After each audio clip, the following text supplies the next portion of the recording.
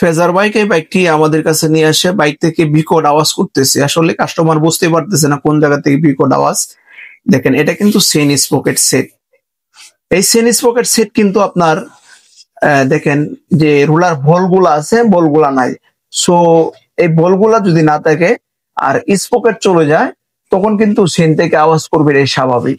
So আমি আপনাদেরকে যেটা বলবো, আপনারা যারা বাইক ইউজ করেন, অবশ্যই বাইকের প্রতি যত্ন নিতে হবে। যদি বাইক আপনি যদি যত্ন না নেন, আসলে বাইকের থেকে কোন রকম রত্ন মিলবে না।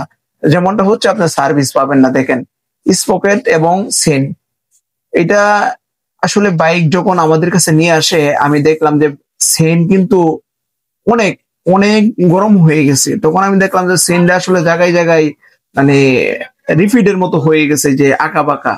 কারণ এই যে দেখাইতেছে এই গুঁড়োগুলো, এই গুঁড়া কিন্তু আপনার সব এই স্পকেটের সাথে যে আপনার রিলিজ এগুলা থাকে বল, এই বলের কিন্তু সব গুঁড়া। সো আপনারা যারা বাইক ইউজ করেন, অবশ্যই বাইকের প্রতি যত্ন নেবেন।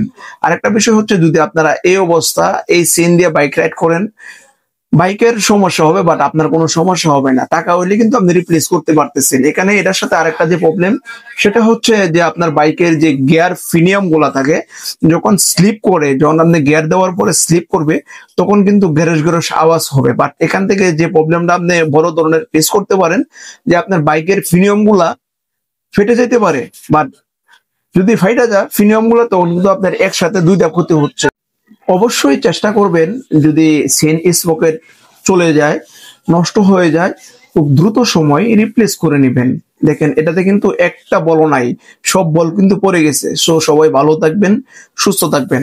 আসসালামু আলাইকুম।